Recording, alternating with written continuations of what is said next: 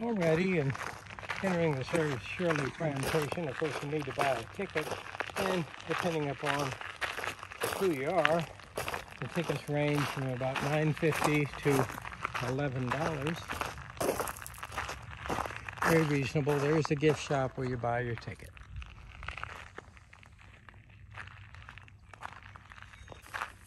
Here we're getting ready to walk into the kitchen, which is a dedicated building, and the pump house is right next to it, which is a hand pump.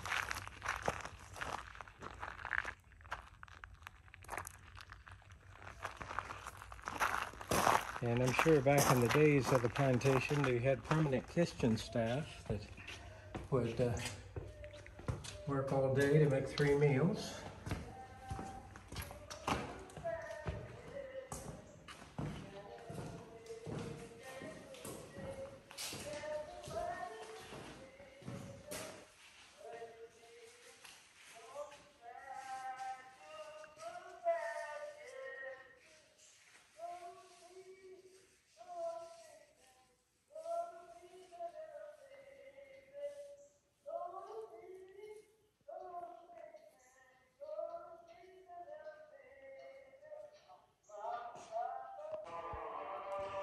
Okay, well, here are some artifacts that were excavated from the Shirley Plantation.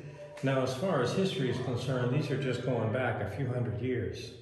I mean, they're talking about 17th century. So, I mean, this doesn't compare with a lot of excavations in the world, so this would be fairly recent history to a lot of countries. But here in America, America is a young nation, only 200 years old, and the early settlers came in the 1500s and 1600s. But here we have some artifacts, which is basically a turtle shell and fish bones and remnants of an egg. Here we see some tobacco pipes, bracelets, wine bottles and seals, scale weights. And one thing, of course, you have to realize is that the American Indian had lived here in Virginia for many hundreds or thousands of years before the white settlers came from Europe. But I think what we mostly have here is artifacts that are specific to the Shirley Plantation.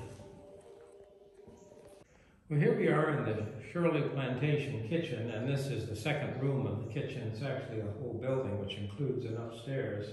But obviously, this is where the actual baking process would take place, because we have, of course, the main fireplace and we have the oven. And as you can see, most important of the dependencies, the kitchen was under purview of the mistress of the great house. Kitchens were generally separated from the great house for fear of fire, as fires burned all year, and for the strong odors and heat produced, which of course would be a plus in the winter and not in the summer. And cooking began early in the morning. It was an all-day affair, and we had an early morning meal, and obviously a lunch meal, and then an evening meal. Pork was a meat of principal consequence. Now, of course, we see the ham there. Pork could be salt cured and smoke treated to preserve it, but obviously fresh pork would be something that would be desirable. Obviously turkey, ducks, but of course don't forget the chicken. That was certainly a popular food. I see doves. Now they do have a dove house over here, so they had doves and possibly a pigeon. There we see oysters, and of course we're right here close to the Chesapeake Bay, and of course the Great Shellfish Bay with the bounty of crabs and oysters. Certainly they were popular. And there we see, of course, the eggs and the biscuits and the breads and the sweet potatoes and the corn. So here we had to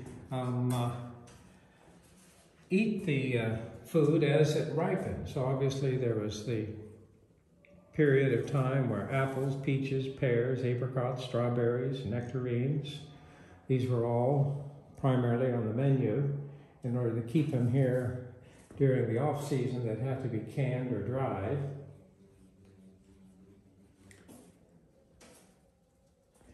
So quite a spread, and of course one of the more important jobs here at the Shirley Plantation would be the cooks that would prepare the meals for the residents and staff.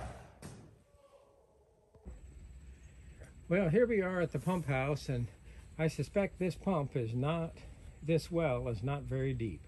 And the reason why is we're not very far above the water level of the James River. As I stand here, I can see the James River right out there, just a few hundred yards away. And having sampled the water there in the public restroom, it is, how should I say it, kind of sulfury and strong smelling. So it might not compare with modern city water, but here is the pump.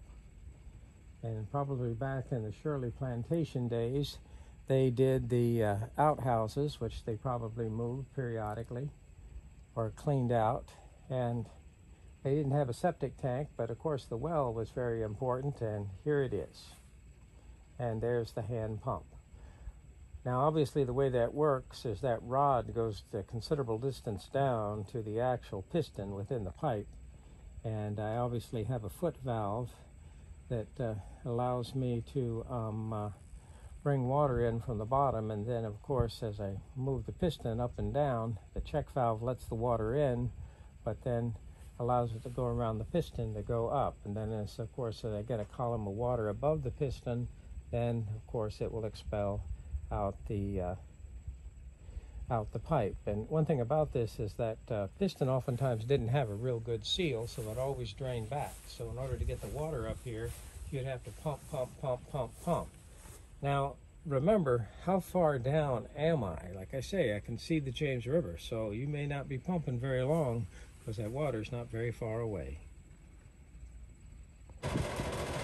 Well, here's something that would have been greatly appreciated back in the 1600s. There I see actually I'm sure that's a heat pump unit acting as a condenser here in the summertime and the evaporator in the wintertime. Here's our York heat pump, and behind it is a nice looking gas grill with a propane tank underneath of it. So it certainly makes the house bearable. And the 1600s, I'm sure they had all the windows open and trying to get lots of ventilation. It's good and hot out here, but it does feel pretty good. There's a breeze coming off the James River, and here we're getting closer to it as we go towards the back of the house. As I look at the tree, that's a monumental tree there, and very well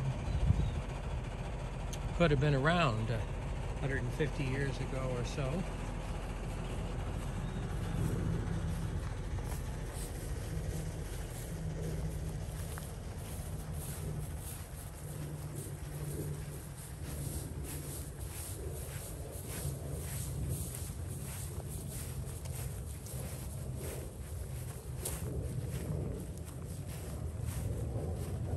Here we go.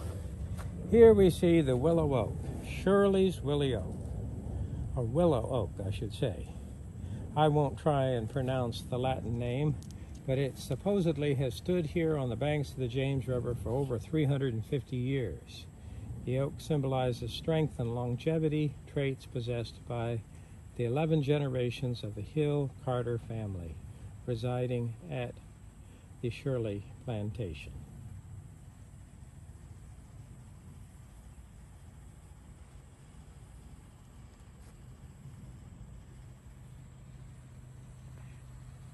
Okay, here we see the main house of the plantation, and I'm sure some of that brick was the original.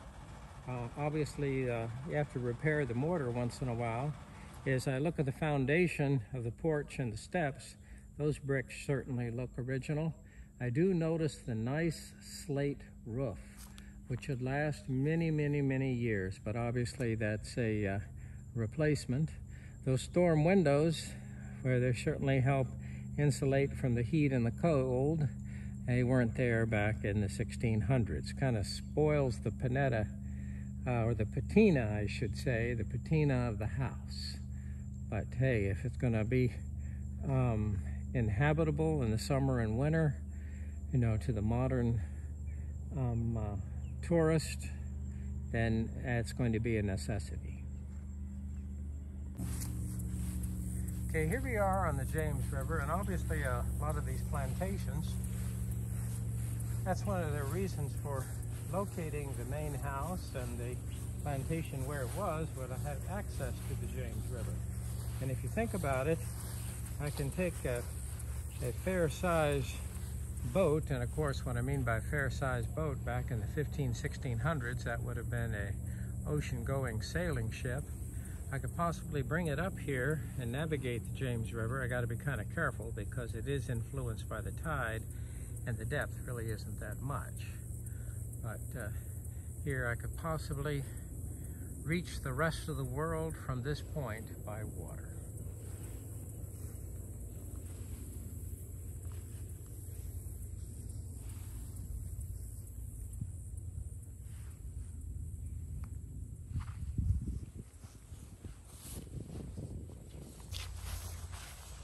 Okay, here we are approaching the garden here at the Shirley Plantation. So we have visited other plantations that have ornate gardens. We're going to check this one out. Temperature is very warm today. We don't seem to have any other visitors.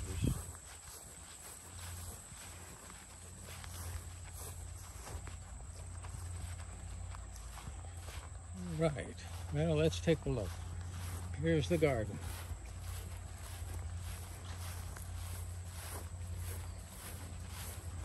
Now, of course, back in the 1600s, obviously, the garden was very important. They had fields of crops, but I'm sure they had carefully cultivated specific vegetables, tomatoes and corns, squash and pumpkins and things like that, and the various berries, strawberries and blueberries. And of course, we have to have peach orchards, etc., etc. And I guess this is kind of a low-maintenance garden. Different collections of flowers.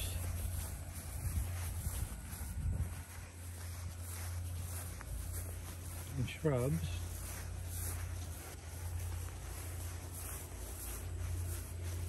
Now here we go.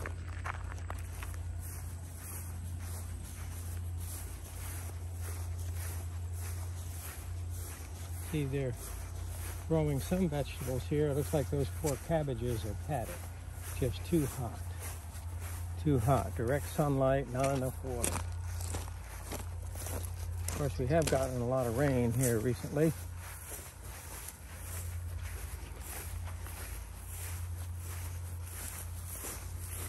Here we go, and here we see an electric pump. This is obviously my irrigation system. So, looks like it's an in-ground well pump. I see the single phase 220 volts going down to it, and of course the valving. This is possibly used for the garden.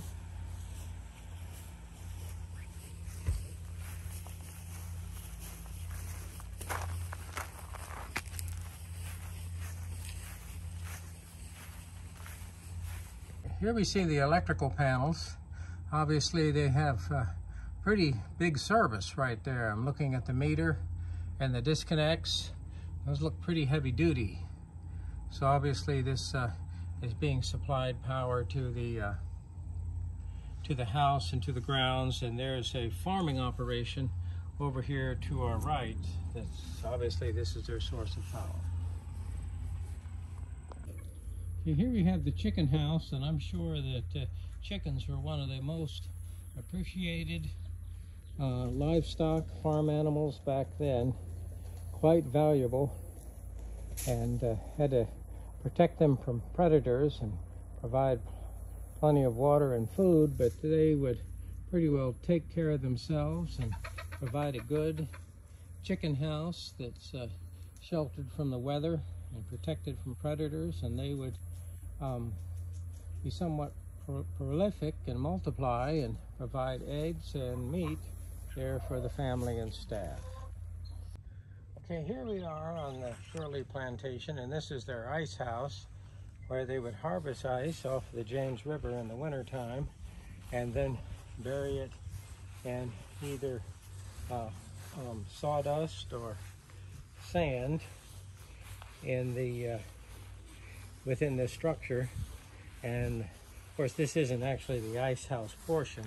The ice house extends underground. What they're trying to do is utilize the natural cooler temperatures underground to preserve the ice all summer long.